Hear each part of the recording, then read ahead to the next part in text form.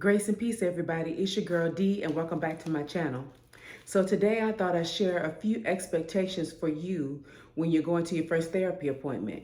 So without further ado, let's get into it.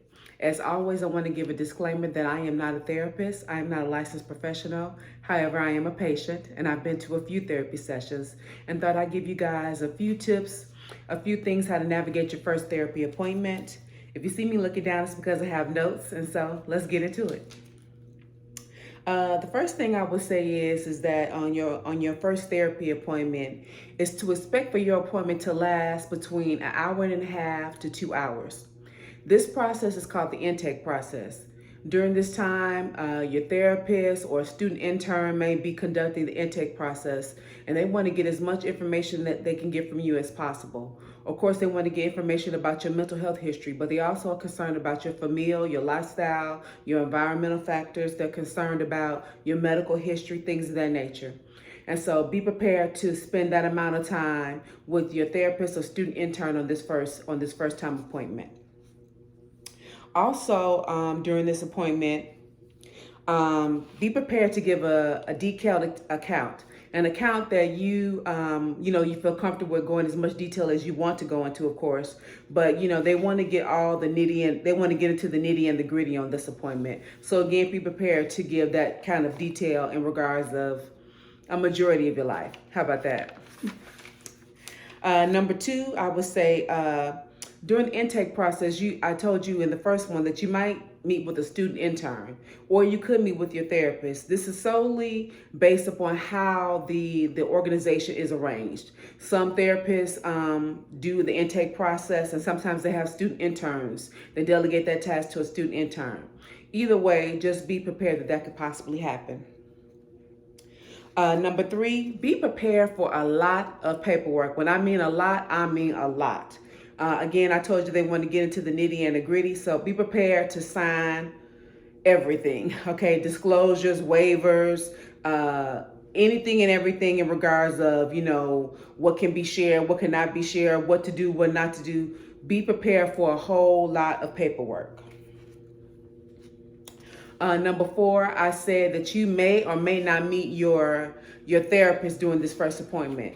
You could sit that whole entire time with the student intern and not meet your therapist until your first appointment.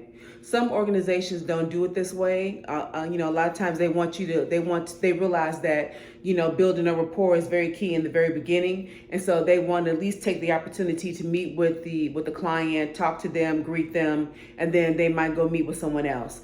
But just be prepared that possibly could happen. Number five, don't expect to tackle any of your presenting issues during this first appointment, unless you are in a crisis mode. Now, if you're in a crisis mode, your therapist, you would definitely meet with a therapist or maybe even a higher ranking mental health professional during this appointment. You probably have a team if you're in crisis. Think of your crisis as an ER, okay? The first thing they want to do is get the patient stable. That's what they want to do to you as a client if you're in a crisis mode, to bring stability to a situation, to your circumstances. So during that point in time, if you're in a crisis mode, just know that first thing they're going to address is the things that are presenting an issue to you. If you're going to present a harm to yourself or harm to others, they definitely are going to address that. If you're not in a crisis mode, then don't expect to address any of your presenting issues, but be prepared to address that in the next appointment with your therapist. Also, just a sidebar, just usually during this appointment, sometimes you may receive a therapist, assigned a therapist who's going to be with you during that first time or not. And sometimes you won't get a therapist assigned to after you meet a few times during your sessions. And so anytime that you're feeling comfortable with a therapist, anytime that you feel like that you and the therapist is not vibing or anything else like that, speak up. Okay, speak up, because your rapport that you develop with the therapist is going to be key and very beneficial to your healing process and as you go throughout your mental health journey. Number six, you may have a student intern sit in on your sessions. Usually this doesn't happen on individual sessions, but it does usually happen on a group session because the intern is, again, they're learning, they're trying to gather information, a skill set as they go towards their licensure, they go toward graduation in their own programs. Usually in a group setting, they usually give you a waiver, disclaimer, or disclosure to let you know that a student intern will be a part of that process. On private sessions, this may happen, but if they do, they definitely have to get your permission either way it goes. If you don't feel comfortable, if you don't feel like divulging or sharing certain things during the session, then you can have the right to have that person not sit on your sessions individually. In a group, maybe not so much, but definitely an individual in an individual session. Also, please know that anytime that you go to a therapist, anytime that you have a student intern, they all understand that this all information is confidential. They will not be sharing anything outside the doors, outside of the parameters of the group, things of that nature. What happens in group stays in group. Just like what happens in Vegas stays in Vegas. What happens in group stays in group. And if you divulge that trust, may God have mercy upon your soul. Okay, moving on to number 7. Most therapists do not prescribe medications, okay? Just so that you're aware of that, most therapists do not prescribe medications. Usually, even before you even get referred out to a psychiatrist or a psychological FNP, family nurse practitioner, those who can prescribe medications, usually before you get to that point, they give you a diagnosis. And so usually once you get that diagnosis, then the FNP or the psychiatrist know how to do that. Usually in most cases, if you go to a psychiatrist, they usually don't do a diagnosis. If you're going to be referred to a psychiatrist, then they will give you an assessment. And then the psychiatrist will assess you and then give you a diagnosis, a clinical diagnosis, and then begin to prescribe medications based upon that.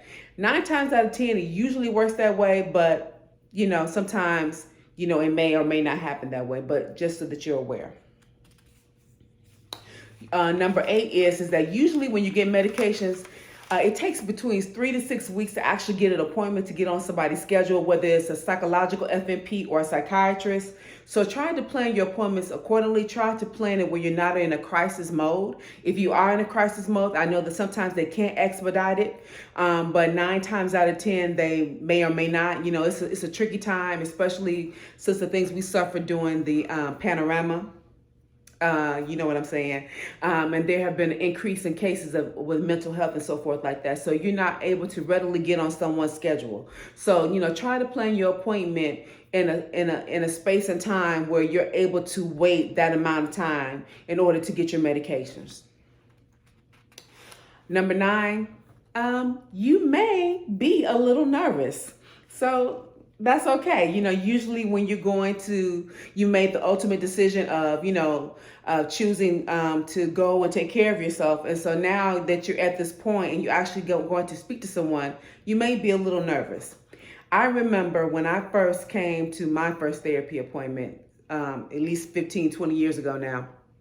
And I had resolved within myself that I was not telling this therapist none of my business. I refused to tell them anything, that I was not going out like that. You're not getting nothing out of me.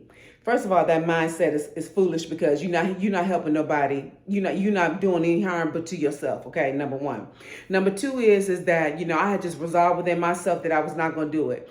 My first key of what I should have known that it was not going to go the way I expected it to go was that I was on time. Okay, because anybody who knows me know that I have a problem with time management, okay? And so therefore, I got there at least 30 minutes early, okay? And I was sitting there waiting. I was like, oh, they need to hurry up because I've been waiting for 30 minutes, okay?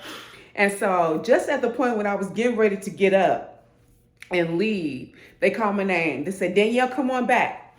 And so I came on back and I walked in through the door and they asked me, Danielle, how are you doing today? And I began to start crying, okay?